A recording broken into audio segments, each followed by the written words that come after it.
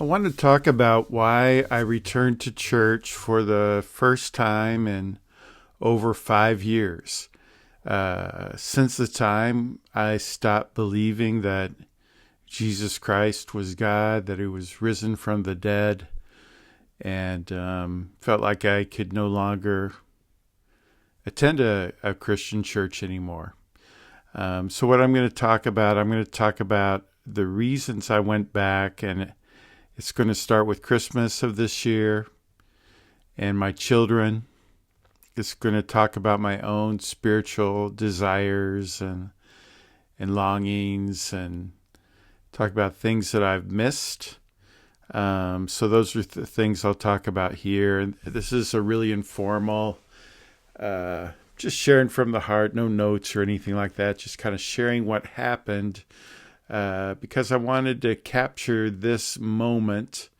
I'm not sure which way it's going to go long term because I imagine this is, there's a lot in what I'm going to talk about here that other people who have left their evangelical Christian faith can relate to and have thought about and possibly experience in a very similar way.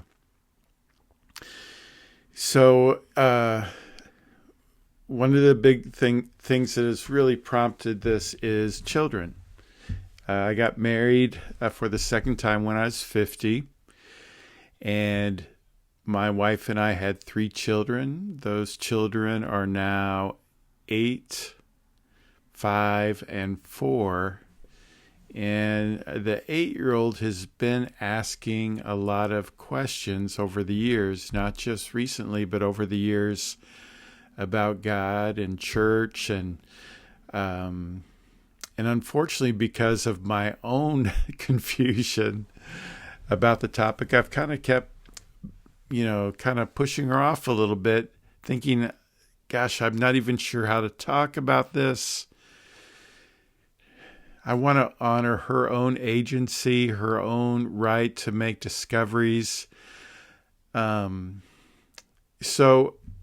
I've really just been conflicted over how to approach raising my children, spirituality, God, religion, those kind of things, when I'm no longer a Christian, certainly not an evangelical Christian.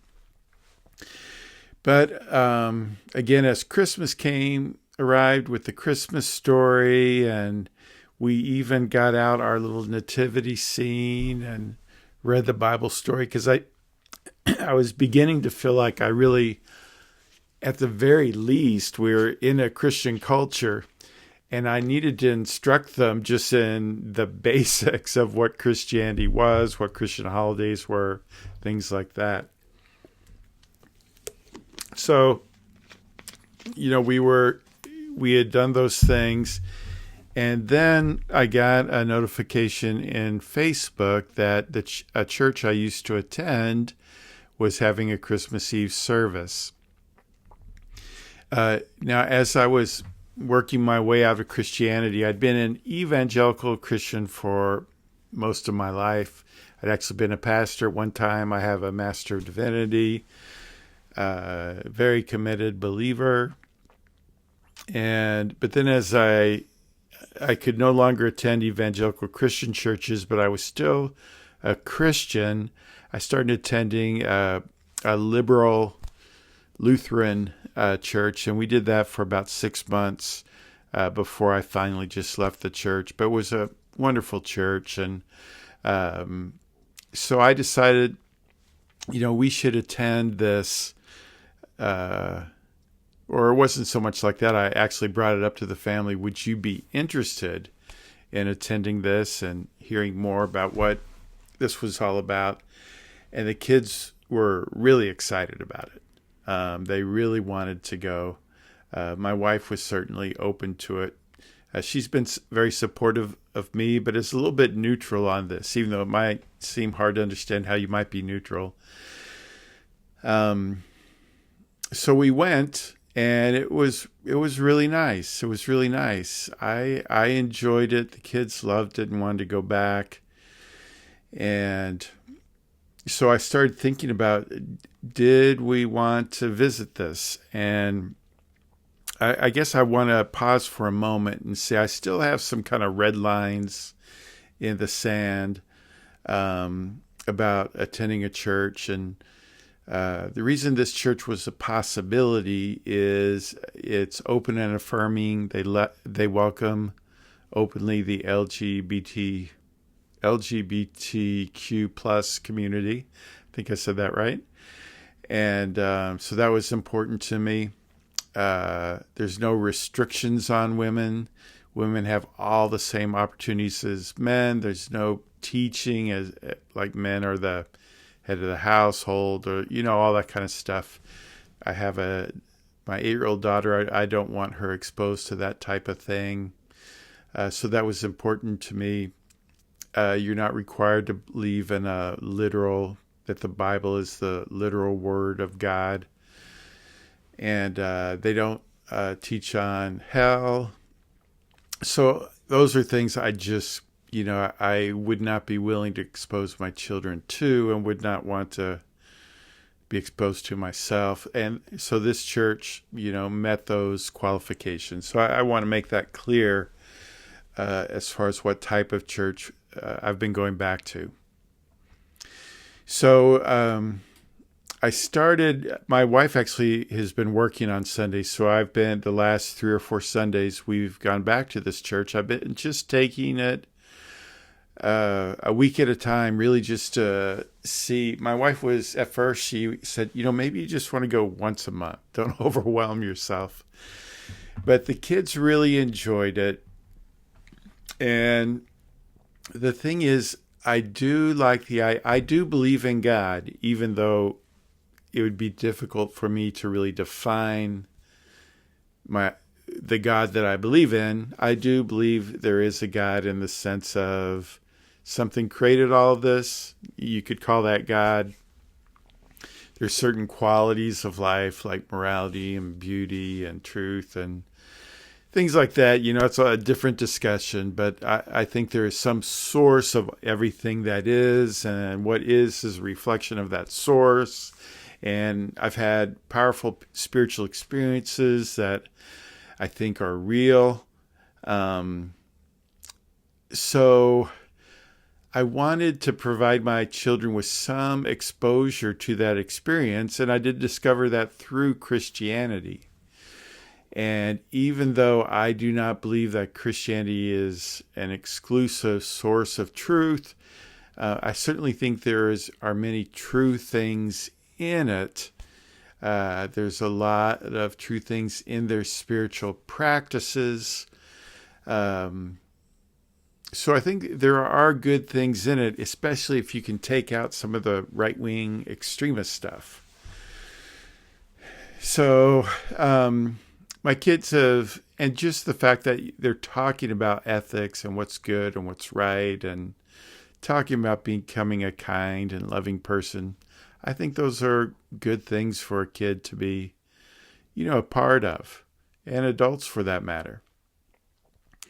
And, it's funny, after the first couple times, my daughter asked me about it, because she was she knew I'm not a Christian and don't believe completely in a lot of the things. And they had read some, they are doing different stories in her class. And she asked me, if I believe those things. And I said, there's things that are true about it. The stories can be helpful and instructive.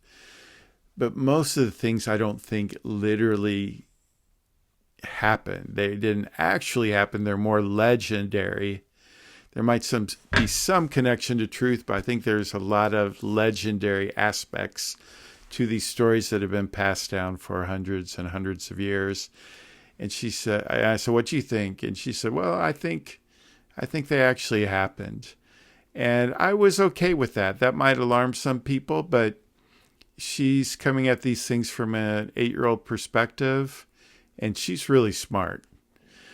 So I think I like the spiritual journey that she's on. I support it and I respect it. And she's engaging it thoughtfully. If I talk to my 4 and 5-year-old, they're more like they love the cookies. They love playing with the kids. They're kind of at that stage of things, but they have a positive experience as well. So the kids are a big reason. Christmas was the catalyst. The kids are a big reason. This particular church I had some positive history with, and the church belief systems don't go into that right-wing extreme, some of which I just consider abhorrent, bigoted, oppressive, abusive, manipulative. I could go on and on. Okay, so I won't go on and on. That could be a different video as well. But the final thing that I wanted to mention is the reason I'm interested, not just my kids, because I have some interest too. And one thing I've missed is a spiritual community, a community based on spiritual things. And I do enjoy just being among a group of people who've made space in their life to reflect on their lives. To think about how to be a better person, to consider spiritual things, to consider the transcendent, to try to make a connection with the metaphysical, with the transcendent, with God, whoever that is. And even though I'm sure many of the people I go to church with do have a more literal understanding of the Bible and the events there, but I'm okay with that because there's people more like me there, and no one's forcing anyone to do anything. Another thing they do is they have open communion, so anybody can come wherever you're at spiritually, which I appreciate for a lot of different reasons as well. So I participate in communion. It's something that can be meaningful. But I enjoy being a part of the community, and I enjoy the teaching. For example, the pastor's been doing a sermon going into the new year on service. And I'm a teacher. And sometimes anytime you're part of a big organization, especially a government organization, things can get frustrating and you can just get really annoyed with a lot of stuff, especially me. And, I listened to the sermon on service, and, it really helped me think, wait, why am I in special education? I'm here because I want to make a difference for children who really need some help. There are all this other nonsense and stuff you do and paperwork and all that stuff. But the bottom line is I do get to spend most of my day helping kids who need help. I thought, I'm so happy I get to do that. And that's important. And I need to focus on serving the children I work with. And all that other stuff, just do my best with it. But don't let that take my energy and distract me. Put all my best focus and energy on this wonderful opportunity to serve some kids. And I'm lucky I get to do that. So that was helpful. Hearing a sermon on service, I reflected on it. It really helped me through the week. And, the other sermons have been helpful for me in the same way. It's funny, I've gotten to where I almost translate the sermon and this worship service into my own belief system. I kind of see Jesus and rituals as kind of an avatar for the God who's actually there. And Christianity is kind of the best one of the better interfaces humans have created to connect with the God who's really there. And so that's how I view a lot of what goes on in church. Is it's a construct and a structure and rituals, though with many imperfections and errors, still have some practical benefit in making a connection with the God who is really there. So that's how I've been using it. And things I disagree with, they're accepting me, I accept them, and I'm able to deal with that. I don't know how long it'll last. I'll be honest, I'm kind of I'm not sure what the word is, but, I am the type of person who something might be said and I'll just be like, oh, I can't tolerate that. I'm out of here. I should have never come back. It's possible I'll be like that.